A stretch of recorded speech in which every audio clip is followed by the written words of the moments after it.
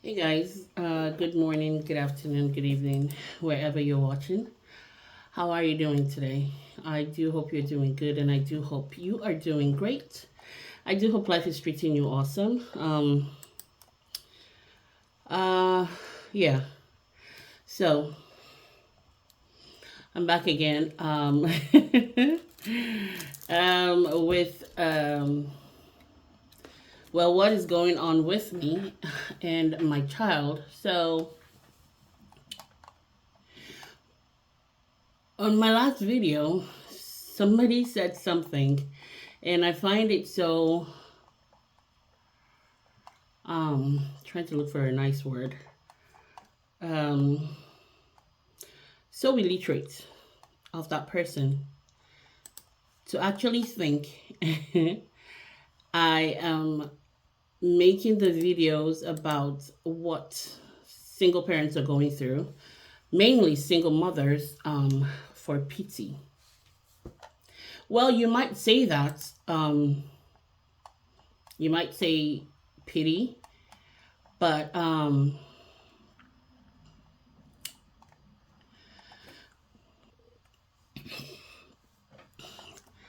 I am not coming here to talk about struggles that single parents go through for pity. On the contrary, I'm coming here to actually shed light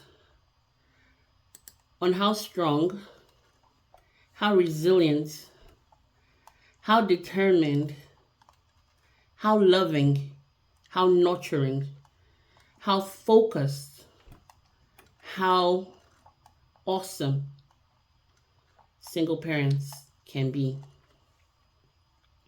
And like I always say in my videos, I do know that we have some single parents that are nothing to write home about, just as we have them in a two-parent household. So it's nothing new.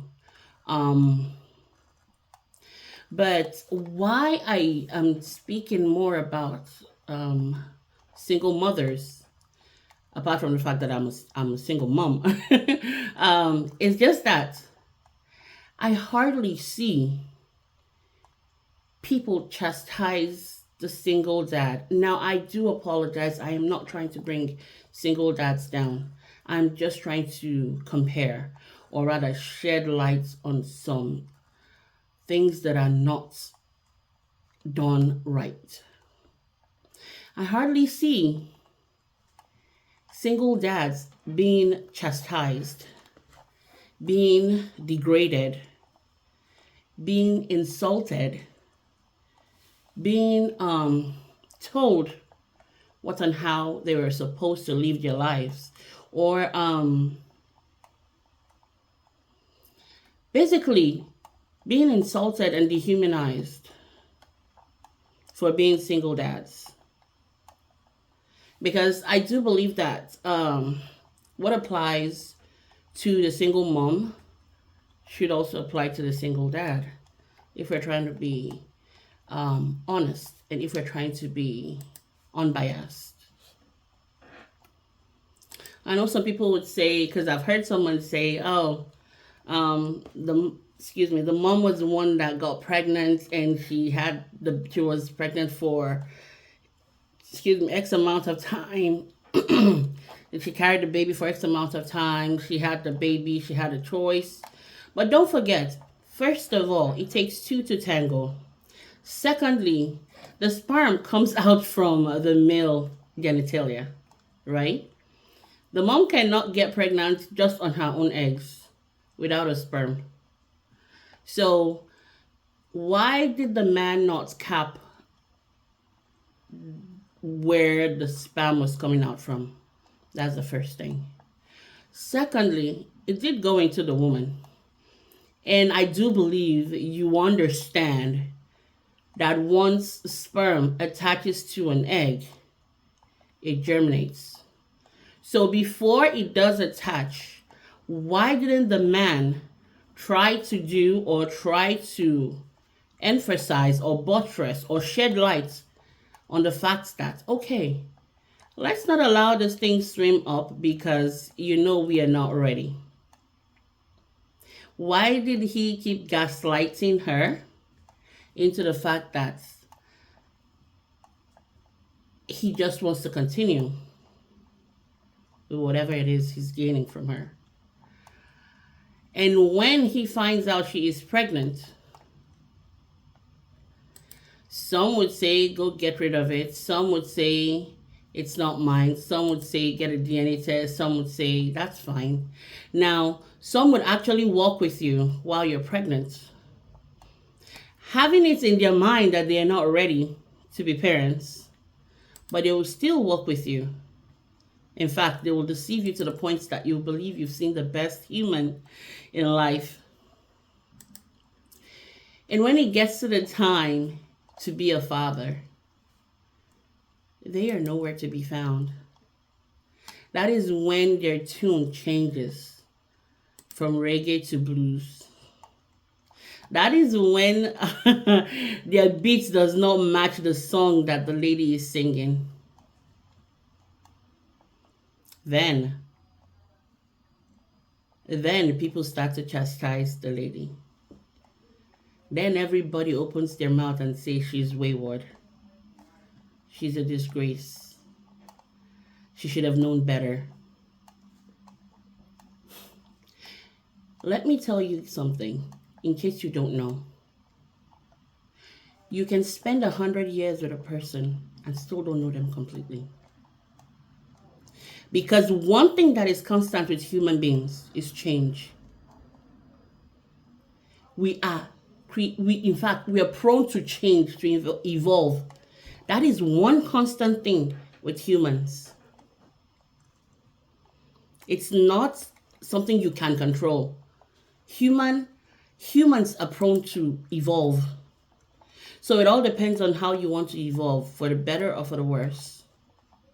It depends on you.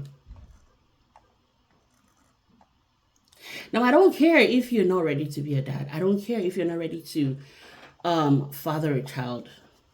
But once you do the deed to which goes ahead and becomes a child, and you walk the walk while the baby was still germinating and growing, and then the child comes to life, you say you're not interested. That's fine.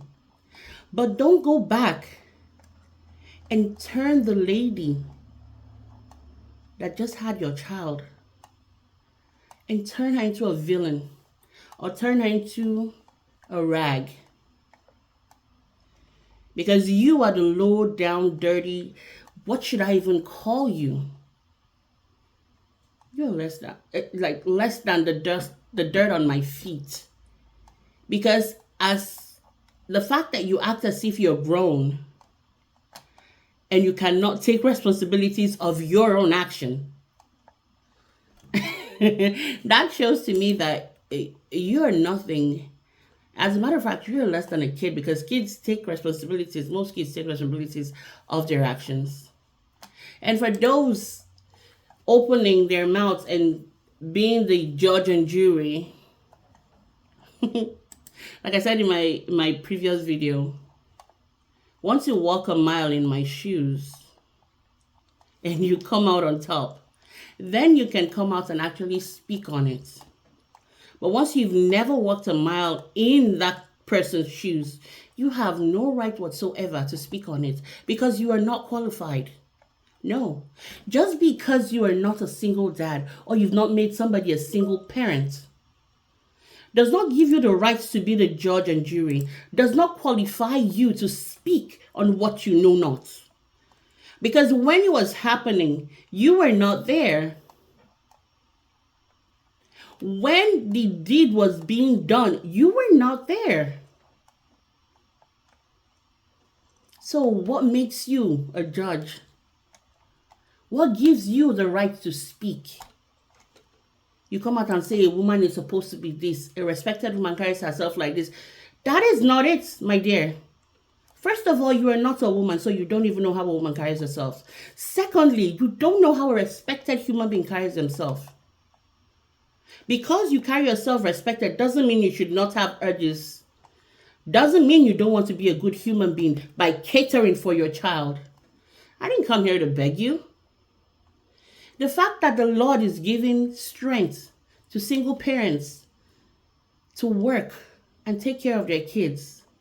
The fact that they are not just tossing their kids out for any and who to take care of. They are supposed to be applauded. They are supposed to be. In fact, you should always appreciate them when you see them. Why? Because they are doing a job of a two-parent hold. Just one person is carrying it, shouldering the brunt of everything. That parent has less time for themselves, less time for their mental health, less time for their physical health, less time for their social health. Yes, less time for everything, no matter how you prioritize, especially when your child is still young and you don't have the means to have nannies. You are nanny, you're a mommy, you're a daddy. You are teachers, you're all. And especially if you don't have families around. So I am here to say again, if you've never walked in these shoes, you have no right whatsoever to speak on it because you are not qualified. First of all, you have no right to speak on how a woman should actually walk or actually behave because you're not qualified. You might say, this is what I like for a woman or in a woman, or this is how I like my woman to be. But you do not have the right to say, this is how a woman should be. No. You're about to say, no. When you don't know, you don't know. Just because you speak so much words doesn't mean it makes sense. Just because you have trauma from your own past doesn't mean you should come and push it on someone else. No, baby. No. No. Don't. I don't know if others would take it, but I never.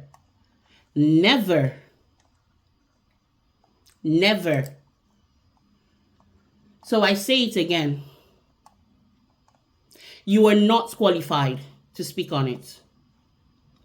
You have no right to speak on being a single parent. You have no right.